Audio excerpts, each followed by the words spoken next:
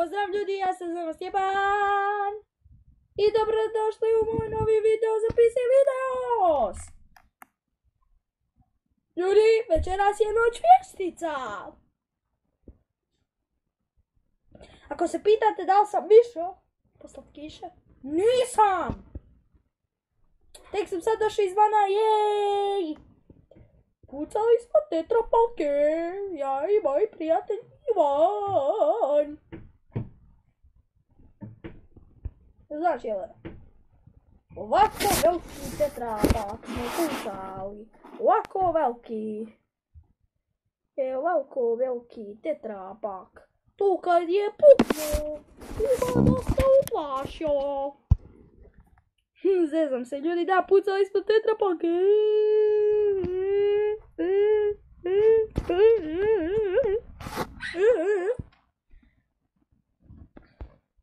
Da ljudi, to bi bilo to za ovaj video. Ostavite like, share, subscribe i više vidimo u sljedećem videu. Pa!